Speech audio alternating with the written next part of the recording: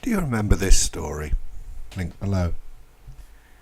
In 2006, Hillary Clinton was campaigning for re-election to the Senate when she went to do a meet and greet with the editorial board of the Jewish press.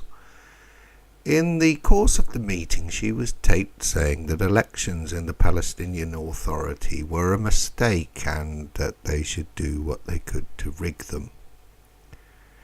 I mention it because of the current story about the US vetoing the appointment of Salam Fayyad to be the UN envoy to Libya, link below. This has clearly upset the PLO, with Hannah Nashrawi saying, "It defies logic that the appointment of the most qualified candidate is blocked because it is perceived as detrimental to Israel. It constitutes a blanket license for the exclusion of Palestinians everywhere." Which is slightly ironic, as the Palestinian Authority is not a member of the United Nations, thus it is excluded. But no matter. Oh, and I noticed reading around on this issue that apparently the only two countries that have never had one of their citizens appointed to such a role by the UN are Israel and Palestine, which again is ironic that the UN should choose to appoint a representative from a non-member observer state ahead of a full member.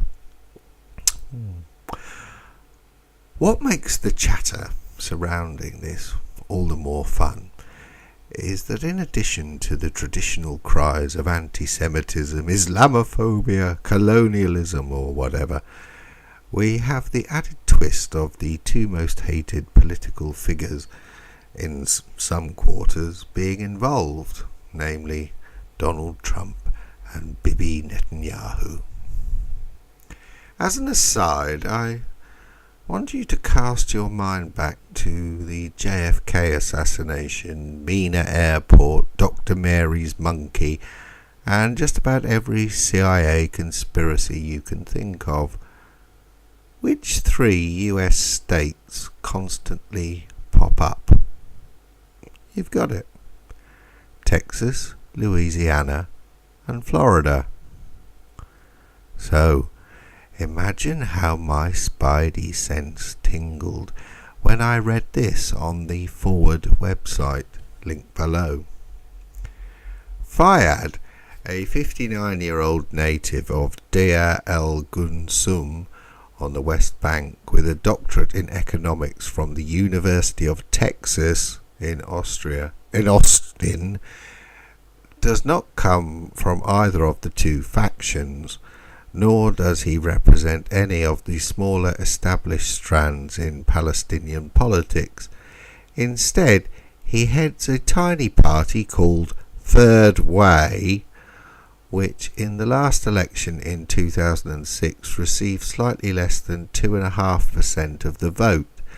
In fact, many Palestinians think he should never have been appointed in the first place, never mind reappointed to be the Prime Minister. Oh, and did I mention that Mr. Fayyad worked for the World Bank between 1987 and 1995, and between 1996 and 2001 he was the IMF representative to Palestine. And good Lord, look who is speaking on a panel at the Clinton Global Initiative in 2010, link below, along with Prince Salman bin Hamad Al Khalifa, who was a regular donor to the Clinton Foundation, link below, and Israeli President Shimon Peres. You've guessed it. It's Mr. Fayyad. Fayyad is first rate.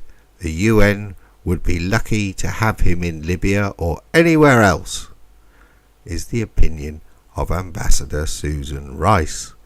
And clearly Jonathan Friedland of The Guardian agrees, as he retweets her and this article from Haaretz, link below. Speaking of Jonathan Friedland, I noticed this gem about him in WikiLeaks in an email for Hillary from Sid. Guardian column by Jonathan Friedland, the chief columnist on the subject in that newspaper, the Tom Friedman of Britain, a friend of mine, who also writes a column in the Jewish Chronicle, the leading Jewish newspaper in London. It all speaks for itself. I could go on digging, I suppose, but I think I've made my point. And just in case you are still wondering, I refer you to the trial of Sandy Berger, link below. Sandy Berger pleaded guilty to a misdemeanor in federal court.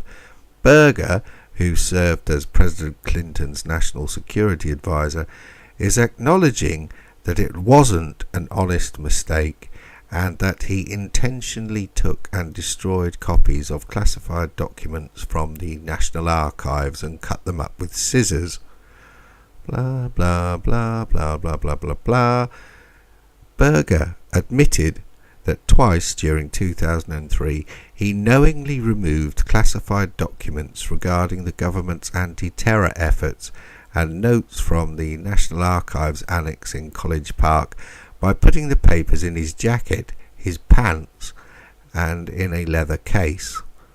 Blah, blah, blah, blah, blah, blah, blah. Still missing are drafts of a sensitive after-action report on the Clinton administration's response to a failed terror plot to blow up Los Angeles International Airport during December 1999, otherwise known as the Millennium Plot. So maybe, just maybe, with Benghazi, the Wiener probe, and the FBI investigation, among other things, perhaps someone thought it might not be the best idea to have a friend of the Clintons as the UN satrap in Libya. Either that or Trump just hates Muslims.